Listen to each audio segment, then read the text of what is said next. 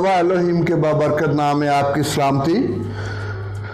जिस तरह के हम दायकी हदिया जा नजराने बामुताबिक पुराने ऐदनामे के डिस्कस कर रहे हैं, आज हम नए ऐदनामे में दाखिल होने वाले हैं। उसमें हम पढ़ेंगे, देखेंगे कि उधर दायकी हदिया नजरानों के बारे में क्या हुक्म है, क्या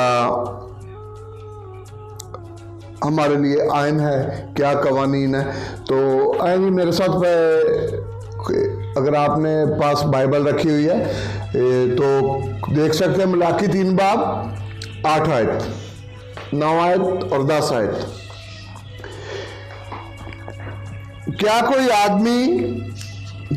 आदमी एलोहीम को ठगेगा? पर तुम मुझको ठगते हो और कहते हो हमने किस बात में तुझे ठगा? दायकी और हदिया में। वाज़िया कह रहा है, यहोवा एलोहीम वाज़िया कह रहा है, किस में ठगते हो? दायकी और हदिये में। बस तुम सख्त मालूम हो, क्योंकि तुमने बल्कि पूरी कौम ने मुझे ठगा। पूरी दायकी ज़ख़ीरा खाना में लाओ ताकि मेरे घर में खुराक हो और इसी से मुझे आज़मा लो। यहोवा तशबूत रब्बुल अफ़वाज फरमाता है कि अगर मैं तुम पर आसमान के दरीचे ना खोलूं और तुम पर बरकत ना बरसाऊं, यहाँ तक कि तुम्हारे पास इसके लिए जगह ना हो। आजमाना है और दायकी किधर लेके जानी है? ज़ख़ीरा खाने में, वो जगह जहां दायकी जमा करनी है, यहोवा एलोहीम ने मखसूस की है, तो यहोवा एलोहीम ने मुकर्रर किया है। किसी की पॉकेट में, ना कि किसी के हाथ में, ना किसी के घर में। दायकी जिस जगह यहोवा एलोहीम ने कहा है और जैसे कहा है वैसे इस्तेमाल होनी चाहिए। अभी हम नए ऐदनामे में दाखिल होंगे, लेकिन उससे पहले एक बात कहूंगा कि हमारी इबादत, हमारी रियाजत, अगर आइन जो यहोवा एलोहीम कदूस बाप ने, जो आसमान और ज़मीन का खालिक और मालिक है, उसके आइन के मुताबिक हमारी इबादत, हमारी रियाजत मेल नहीं खाती। हमारी सारी दायकी, सारे हदिये नजराने, सारी मन्नतें फजूल हैं। इस तरह हम ठगते हैं दायकी और हदिये में। सुन ले जी, मसीह क्या कहता है इसके बारे में। मत्ती 23 बाब और 23 आयत में अल मसीह क्या कहता है? यशवा मसीह, सुन ले क्या कहता है। ऐ रियाकार फरीसियों, तुम पर अफसोस कि पुदीना और सौंफ और जीरा पर तो दायकी देते हो, पर तुमने शरीयत की ज्यादा भारी बातों यानी इंसाफ, रहम और ईमान को छोड़ दिया। लाजम था कि ये भी करते और वो भी न छोड़ते। ठीक है जी। अभी देखें, मसीही ने जो खुद कामिल इंसान, कामिल खुदा के रूप में दुनिया में आया नस्ल इंसानियत को बचाने के लिए, मगर तुमने शरीयत की ज्यादा भारी बातों यानी इंसाफ, रहम और ईमान को छोड़ दिया। शरीयत क्या है? तौरात, अहकाम खुदावंदी। बहुत सारे लोग कहते हैं और जी मूसा की शरीयत है। मूसा की शरीयत नहीं है भाई, मूसा कलम बंद करने वाला था। शरीयत, अहकाम यहोवा एलोहीम के हैं, खुदा के हैं, मूसा के नहीं हैं। इस बात को ज़हन में बिठा लें। अक्सर कहते हैं और ये मूसा की शरीयत मसीह साढ़े तो मसीह की शरीयत लागू है। और भाई मूसा की शरीयत नहीं थी, यहोवा की शरीयत थी, और मसीह इधर कह रहा है तुमने शरीयत की ज्यादा भारी बातों, इंसाफ, रहम और ईमान को छोड़ दिया है। और मसीही ने कहा था मैं शरीयत पूरी करने आया हूं, ना कि मनसूख करने। खैर ये अलग अनवान है, इस पे भी जिंदगी तंदुरुस्ती रही तो जी बिल्कुल बात होगी शरीयत और फजल पर भी हम, लेकिन अभी इस तरफ चलते हैं। यहां एक बात बिल्कुल वाजिया और क्लियर है कि हमारी निजात का तल्लक दै यकी से नहीं है।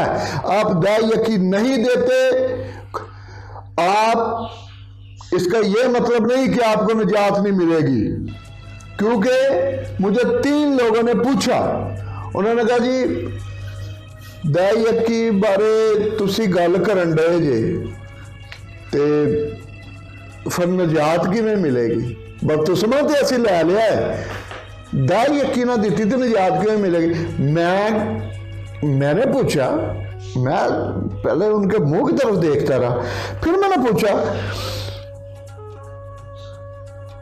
कि यार तुहानू एक किन्ने दस्सिया कि दै यकी दा तलक निजात नाल है? हाँ, मैं कहा जी तुहानू किन्ने दस्सिया? कहंदे जी साडे पास्टर को। मैं जी फिर पास्टर को निजात पा लो, यहोवा तुहानू आप ही निजात दे देगा।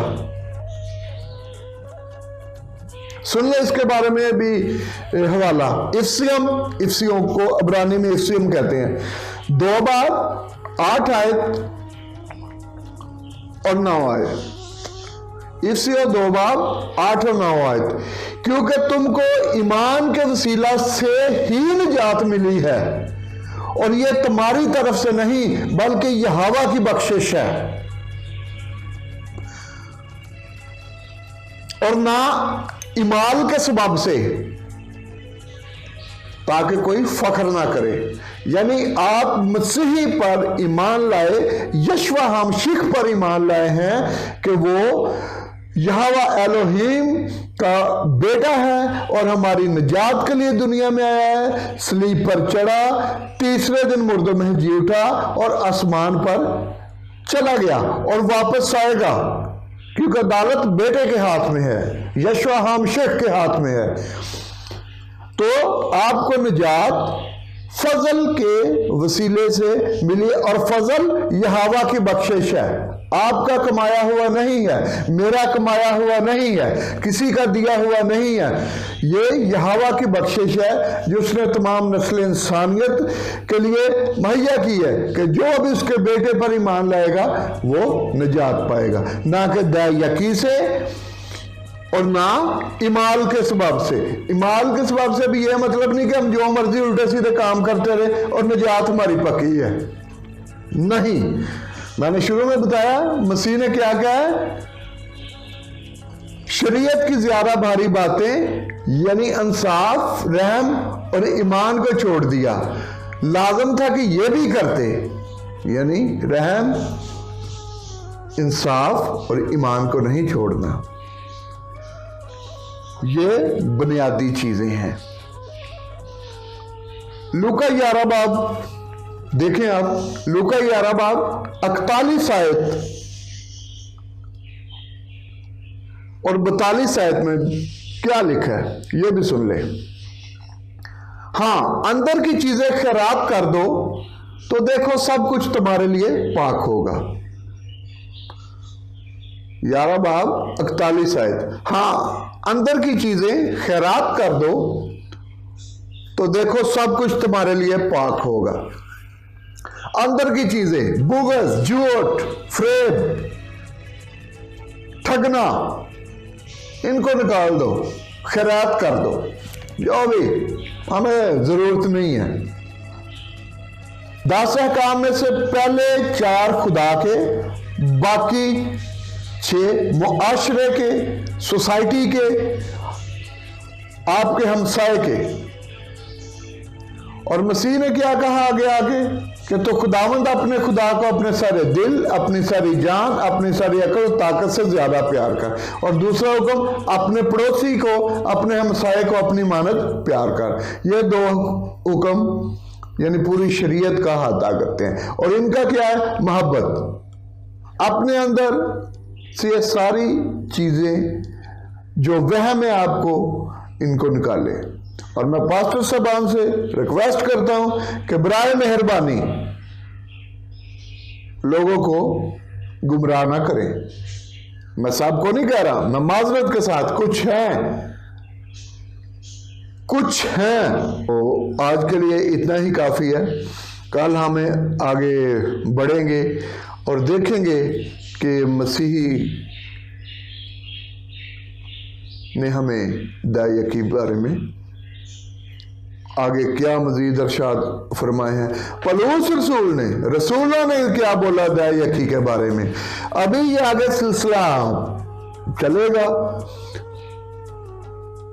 زندگی تندرستی رہے، بڑا سخت آگے حصے آنے والے ہیں، بڑوں کو بڑا باتیں برے لگے گی بھائی، لیکن کلام کہہ رہا ہے، اور یہ بتاؤ نا کلیسیاؤں کو، جو کلام مقدس کہہ رہا ہے وہ کلیسیاؤں کو بتاؤ، کوئی نئی چیز کلیسیاؤں کو بتاؤ، کیا ایک چیز کے پیچھے لگے ہوئے ہو؟ تو میری اگر کوئی بات بری لگی ہو، آپ کی دل آزاری ہو، میں معذرت چاہتا ہوں۔ میں کسی کے خلاف نہیں ہوں، لیکن جو ایسا یعنی کلیسیاؤں کو، لوگوں کو گمراہ کرتے ہیں، آف کورس ان کو تو میری باتیں برے لگیں گی اور لگنی چاہیے بھی۔ تو دعاؤں میں یاد رکھیے، یہاں والوں میں آپ سب کو بڑی برکت دے، خوش رہیں، سلامت رہیں، خدا حافظ۔